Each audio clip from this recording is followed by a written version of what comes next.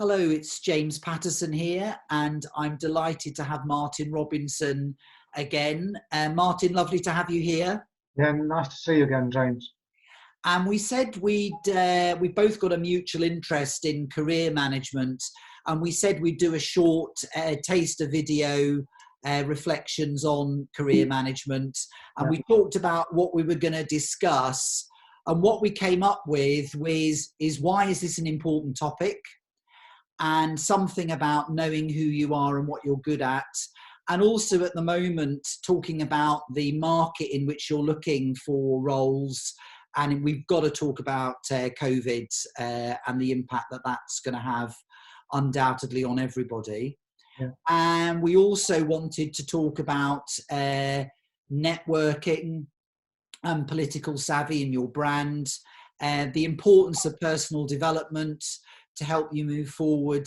And then finally, you've been around for a number of years, and so have I, Martin. Share some war stories and reflections. yeah, that's absolutely fine. That's good. So, Martin, say a little bit about why this is an important topic. I think it's really, really important, really, because people don't tend to manage their careers, in my experience, as much as they should do. And often the quote I use, people plan their holiday, maybe not this year so much, but plan their holiday more than they plan their career. And and I think one should always think about what you're going to be doing in the future. Long gone are the days when you're waiting for someone to tap you on the shoulder and say, Martin, I've got a great job for you. It's now actually you've got to work for yourself, and where are you trying to get to, and do you have a plan? And always thinking ahead a bit puts your whole career into a perspective, if you like. And it's always worth having the sort of contingency ideas of what would you do. But people don't tend to do it enough, I don't think. And I think there's a huge scope for people to think now, especially during this sort of lockdown or partial lockdown, people have actually got time and an opportunity to think about where they want to get to, what they want to be doing. And I think it's a really important time really to do this, I think, James. Very good. And the phrase that people may have heard of is, if you don't know where you're aiming for, how can you be surprised if you don't get there? That's right. And I used to work in HR. Martin, you've worked with a lot of people, coaching them.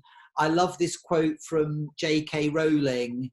There's something so fundamental about taking personal responsibility for where you're going. And here's J.K. saying, there's an expiry date on blaming your parents. It's a personal responsibility to manage your career, and it links to the point that you made a minute ago. The days of being tapped on the shoulder are no longer there, sadly. I agree. I agree. So, talking about career development, what is fundamental, obviously, is know who you are. I actually started working as a civil servant, and through a whole twist and turns, I've been in finance, I've been in HR, I've been in internal audit, now I'm involved in training. And I came across this book when I worked in HR, and it's called Do What You Are. And it kind of really highlighted how your personality profile has a huge impact on the sort of job that you're really going to love and the sort of the job that you're going to hate. And so nobody can know your personality as well as you. And so this issue is, does my job fit who I really am? And the notion of the square peg and the round hole, you really need to be a square peg in a square hole. And how do I know who I am? One other thing to stress is you have to listen to what other people say. You might think you're really easygoing. You might think you're flexible. And then when you ask other people, they're going, when you're under pressure, you are not the same person. And it's important to know this, because if you don't know this, then actually you'll find some jobs harder than you thought, and you won't get the references that you wanted, and you won't make the progress that you need to. Martin, your thoughts on this I agree with that. But also what's often not mentioned in work and career is what makes you happy. And that's important whatever age you are, even if you just joined the career market or my age or whatever, what makes you happy. And that should be the driver. And one spends so much time at work and people say, oh, well, I've just written that off. I read a quote a few weeks ago that 75% of people would rather change jobs than stay where they are. And my view is, well, why not do it now? And knowing who you are is really important with that from the point of view of your personal motivation for working, if you like, the work-life balance you personally want. And that varies. And the idea that the way to manage your career is always being promoted is no longer the case. It probably hasn't been for many years. And there's no reason why you're not moving sideways or moving something different. It's not a stigma. You haven't reached board level, for example. And really, what's your motivation for working in the first place? And if you had 20 people, probably people's motivations would totally vary. But also, as you get older, your motivation changes on what you want out of a job and out of a career. So I think you're absolutely right, James. Knowing and being honest and truthful about what you want is so important. And that's really the key thing. And always think about what will make you happy. And if you look back at your career now in 5 years' time, would you said you've got enough out of it? Did that make you happy in 2020?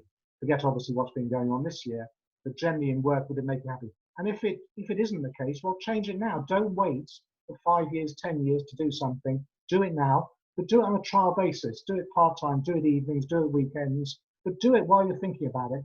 Please don't wait. That would be my view. And I think the point that you're making about work-life balance is a good one. And there's a famous quote, and I can't remember who it was by, but the comment was, when I see a successful person, I ask the question, I hope the price that you paid wasn't too high.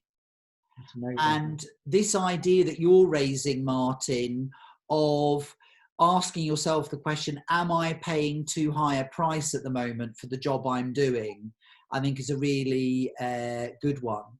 Martin, so. You work on career coaching and workshops, and one of the things that you talk about is understanding the market. I'll talk in a moment about COVID, but just say a little bit about that.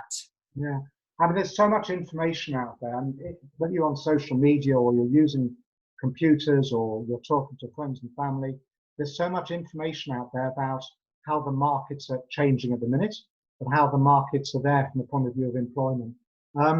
And really, there's two situations I come across when I'm advising people. In a few situations, people won't accept that maybe they won't get the sort of level of job in the future they've currently had from the point of view of salary or level, etc. But on the other end of the spectrum, which is more prevalent, people aren't ambitious enough. In other words, they're shy of pushing themselves forward. And don't underestimate what your skills are and what your abilities are, but fit them into what's happening in the market as well, and be flexible in your approach. But even normal news articles, you can learn about what's happening in certain businesses, but also particularly in the risk, audit, finance market, what particular careers are developing out there now. So there's so much out there now that people can tap into. And whether you're doing this actively at the minute, it's always worth spending half an hour each day, just doing a bit of, inverted commas, research, career research on what you might want to do in the future. And just keep a log, keep a record of it, and something you'll be really excited about doing in the future. And during this period of time when some people aren't working full time, what a fantastic opportunity there is for doing this sort of searching. So that's what my current view is, James. Yeah. I think the point that you're highlighting, and I see this, is if you don't spend some time, whether it's every day or once a week or once a month, to kind of know what's going on, then you may think that certain things don't exist when actually they do, and you could be a part of that. The other thing I'd say, I agree about the overconfidence, underconfidence, and certainly I would always say, look at your CV afresh for every job that you're going for to make sure that you're putting forward the experiences. Don't just have one CV that remains static. Obviously, COVID is a huge issue, and Martin and I thought it would be useful to share initial thoughts on markets affected more and less. And obviously the leisure industry, the travel industry, motor vehicles, oil and gas, they have been badly affected in this current time. I'm ex-pharmaceuticals. People are very interested in that at the moment, obviously. Banking and insurance are playing an important role. And then another thing that you raised, Martin, which I thought was a great one, is there is also opportunities in public and charity sector. More thoughts on that, Martin? No, I think people sometimes don't explore those opportunities, especially sometimes when you get a bit older. The opportunities in the third sector and the charity sector are tremendous, and not from the point of view of the sort of roles, but also the flexibility. You know, the part-time opportunities, the contract, etc. So I always advise people to look at the charity sector, and people generally discount it, I think, very unfairly, because I want most people know in the UK, you know, there's the top 20 charities, a bit similar to sort of major corporates, and the other 120, 130,000. Obviously much smaller, but there's always a job and always a role, I think, for people in charity. So don't ignore that sector, because I think it's a very valuable sector, actually. Very good. And also the other thing that's worth saying is there's obviously the international dimension of that. There are international, both charities and non-governmental organisations. And I unfortunately, at this current time, I think the question of, is your own national market a good one to get jobs, or do you have to look further afield, is something to think about. Let me just say something about branding and political savvy. And Martin, I know you've got some further comments to make on networking. Branding. I work with internal auditors and risk professionals, and sometimes you might go, branding, what's that about? But one of the key things that I'd say is when you look at your CV, when you look at your experience, there is an implicit brand of you in what you've done. There's also an implicit brand when people write you references or people give you praise on LinkedIn or whatever. And so one thing I would say, and it links to the feedback earlier, is think really hard about what kind of brand you have. Are you just a specialist, or can you show that you've done other things as well? And that links nicely to Martin's comment about sometimes perhaps volunteering to do part-time work, or perhaps working on an audit committee or something, to show that you're more than just the narrow role. I think the other thing I would say, and I do training on sort of political savvy, is I've seen really excellent people who underestimate the role of politics in their organisation. And they act a little bit like, I've got it here, they act a little bit like lambs. And what they don't realise is in organisations there are more what I would call foxy people who kind of outmaneuver them.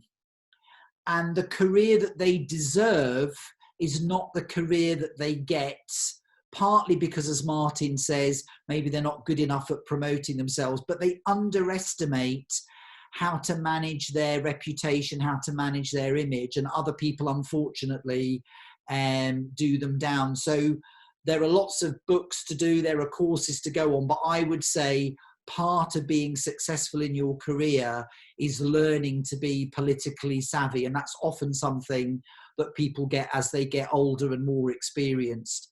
Martin, any further reflections on that? And I know you wanted to talk about networking a bit more as well. No, I agree with the political side, and you've got to understand how you're going to get on in any particular organisation. And again, like we said a bit earlier, make sure it fits with your plan of what you want in the future. So I totally agree with you, James.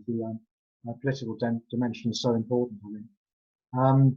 From a networking point of view, you know, always have a big network. I mean, whether it's a network of people you work with, you've worked with in the past, but the network that's often ignored is the family network. And many, many times I've spoken to people, and the best source of getting an opportunity to apply for a job is your family. And people discount it. You know, what is my dad or uncle or brother or grandma, grandmother got to offer? And they all know people. And often the best entrees to a job or an application for a job is the most unlikely person. So think of your network much wider than business networks. A network is also not just for using, it's a mutual thing. So while you're currently in employment, you have a network where you're mutually helping other people. And when and if the future you need some support to finding a job, you've got your network there. So the network isn't for a rainy day. The network is for now. And I know people don't really like doing that, but a network is actually meeting people, talking to people, emailing people. That is a network. And everyone does that every day. So, have your network and you build up. This isn't a sales function. This is how you keep in touch with other people all the time. So don't ignore the sort of family and relations contact, I think, when networking. And that's, I think, so important, really. It's a great point, Martin. I'd add friends, and it means you need to put time into your network, both your network in the company and your wider network. And I love your emphasis, Martin, on unless you put the karma into your network over the years, then don't be surprised if you're not getting stuff back when you really need it. And I think it's a really timely reminder about how much of a giver are you as a taker in your network. It's a brilliant point. Thank you for that. I agree, yeah.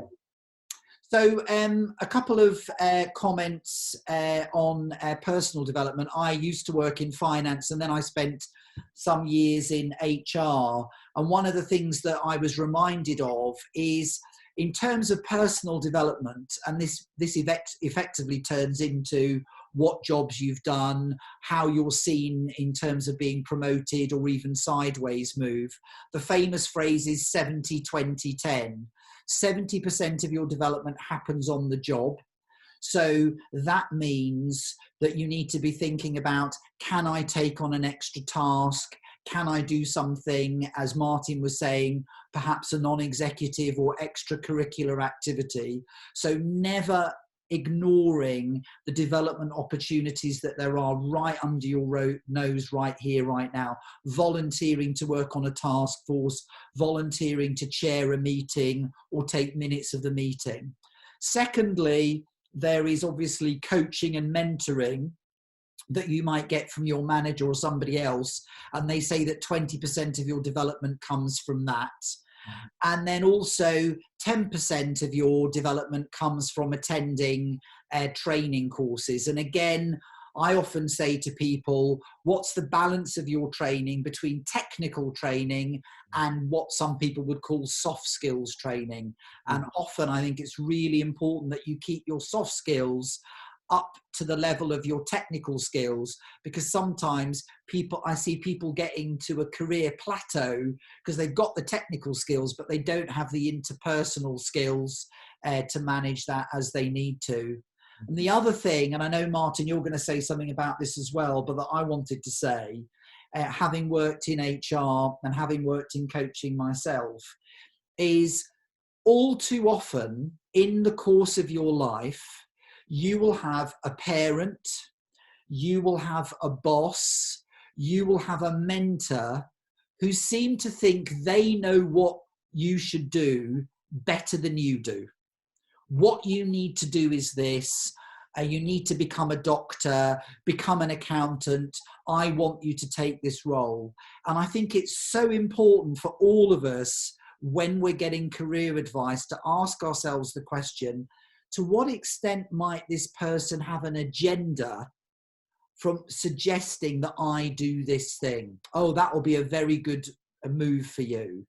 And I think it's crucial. There's nothing wrong that people want you to do something because it's going to help their organization. But increasingly, and this is where folks like Martin come into it, you need to be able to have somebody to stand apart from that. Martin, maybe some reflections on this. No, I think what you say is really valuable. I mean, the key thing here is the word personal.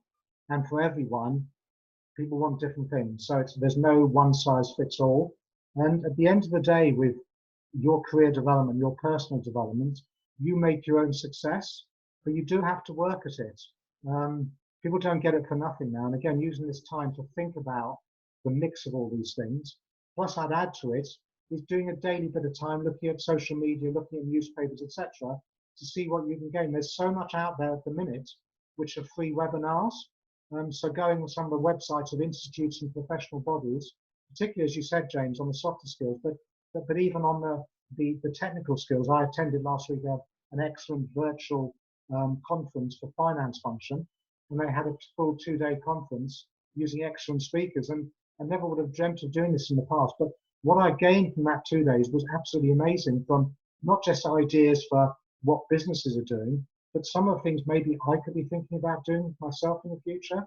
And this is a fantastic opportunity, because even universities in the States are offering free semesters now to learn whatever you want to learn. So, there's no time like the present to think about how you can develop yourself and your career. So I totally share your view, James, actually. Yeah, absolutely. Martin, what you're highlighting with your passion is the importance here of trying to tune in to your own motivations. Correct. And using those sources to give you that. Let's conclude this short discussion with a few final war stories or reflections. Yeah. Martin, from your perspective. Yeah, I think when we were talking about this, one of the things I most remember of my career was when things weren't so good for me in my particular job, which happens to everyone sometimes in their career. I was mentored by one of the senior executives of the company I was working for at the time. And she said, always work out what you want from your job and your career. And the words I always remember from her, which was many years ago now, is always keep your powder dry. So if ultimately you're aiming to get something out of this circumstance, work out, write down what it is, and never deviate.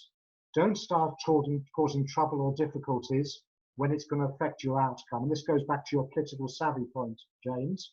Don't lose sight of the final agenda, what you want. And if you follow that, I think you can't go too far wrong. Don't react. Use the 4-second rule, which I'm sure many of you have heard of, is before you say something, think for 4 seconds before you actually say it. And that time gives you time to think about whether it's the best thing to say to your boss at that particular time, and actually bite your tongue.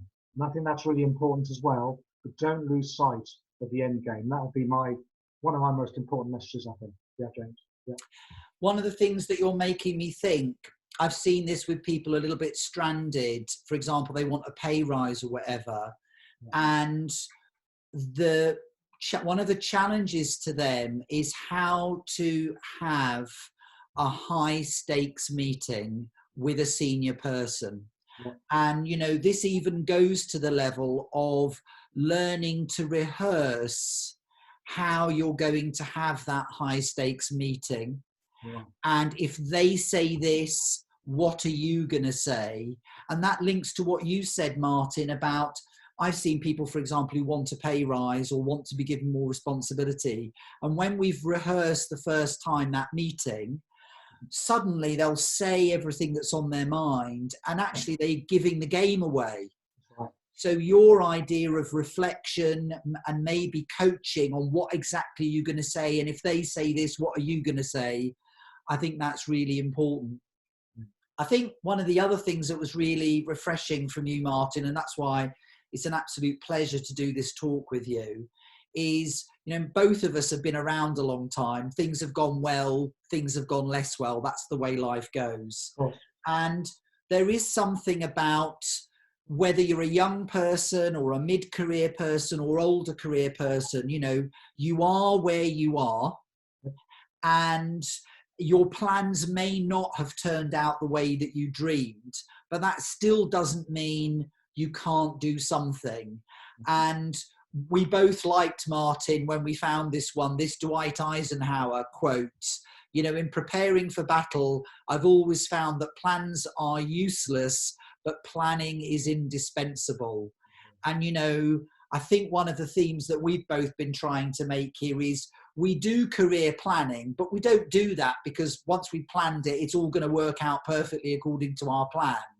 But it's certainly the idea that unless you do enough planning, you're not going to be able to cope with the things and the changes that will happen and feel that at least you're going roughly in the right direction. Yeah. So, Martin, any final comments from you before we conclude this short video? No, only that your career is your responsibility. So you make it a success or you don't make it a success, it's your call.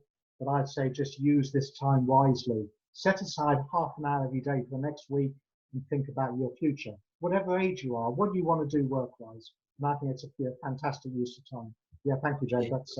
That's what I needed to say. Thank you. Great. And Martin, if people want to get in touch with you, there's my website, or me if necessary, riskai.co.uk, and hopefully we can be some help. Thanks again, Martin. You're very welcome. Nice to speak to you, James. Take care.